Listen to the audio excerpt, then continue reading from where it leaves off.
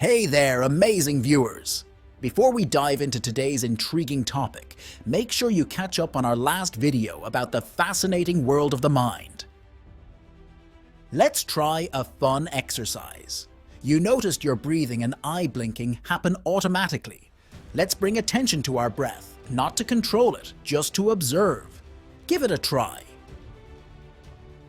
But here's the twist. As you focus on your breath, it might feel like you're controlling it. Interesting, right? If you still feel it's automatic, remove your attention from your breathing consciously and shift your attention to your eye blinking. Just focus on your eyes blinking. Now, if your full focus is on eye blinking, then you feel like your breathing stops or you juggling focus on both. Try it again and observe this silently and carefully. Now, do you get it? What I'm trying to say? Your focus can make breathing and eye blinking seem controlled, but they are automatic. In the last video, I took up the challenge of shattering a common myth about the mind. The belief that we're controller of our thoughts. That you are the thinker. Remember, we experimented by trying to stay silent for just 2 minutes? It showed us that our thoughts are more out of control than we might think. Give it a shot yourself. Can you stay silent for just 2 minutes? So, based on this, it's evident that thoughts operate automatically and are beyond our control. That's it, right? Challenge met. But hold on a sec, it's not as straightforward as it seems. Why? Well, now we face a fascinating dilemma. If thoughts are indeed automated, how do we influence them? We can think about whatever we want and then act accordingly. We possess the freedom to choose our thoughts and actions, don't we? Can you feel that question popping up in your mind? So, at this point it's clear. Some thoughts are automatic, beyond our control, while others are under our command. Let's take a closer look at the thoughts we believe we steer. If we observe carefully, every thought seems to have a desire tagged along.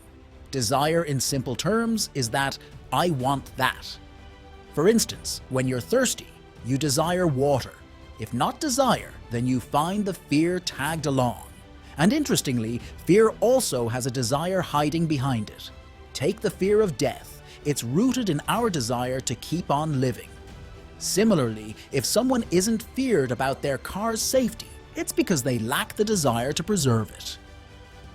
How do we grasp this concept? You might say, I don't always see a desire behind my thoughts. Why?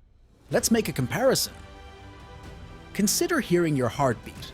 It's like trying to hear it in the midst of noise. You can't, right?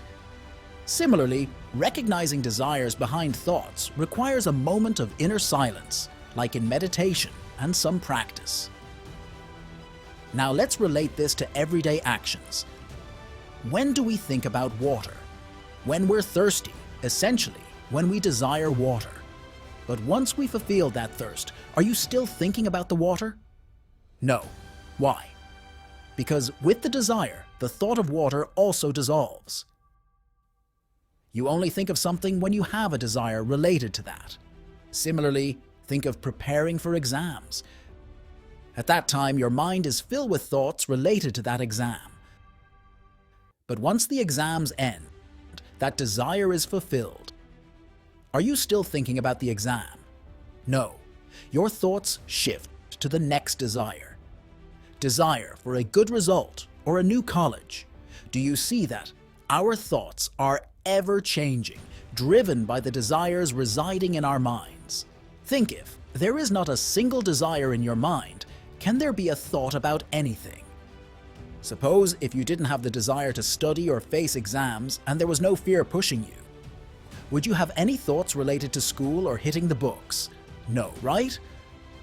Our desires shape our actions, including our thoughts. It's often subtle, but desires are always the driving force. Even there is simple desire to gain knowledge, a desire to understand or explore something new. We called it curiosity. Don't dive into complex thoughts right away. Let's start with the obvious ones. Thoughts about the gym, work, relationships, these are easier to analyze. If you find any difficulty in that, just ask what I want from this. For instance, think about the gym. What does you want? Health, right? That's the desire. Similar with work, it's about financial stability, money. That's the desire. Now consider, if there was no desire for health or money, would these thoughts even exist? No. As desires are fulfilled, thoughts related to them fade away. Now, we can move to more subtle ones and find the desire behind that thoughts. After that, let's analyze desires. Every desire stems from another, all leading towards the ultimate desire, happiness, the core motivation for our actions. Let's break this down with an example. Think about the desire for health and wealth. Can you trace it back to the fundamental desire for survival? We all want to survive and thrive. Now, if we dig deeper, what's at the core? It's the desire for happiness, our ultimate goal. Everything we do, every aspiration, boils down to seeking happiness in life. Think about a dog. After they eat, mostly they sit in stillness, fully present in the moment. They have no desire at that time.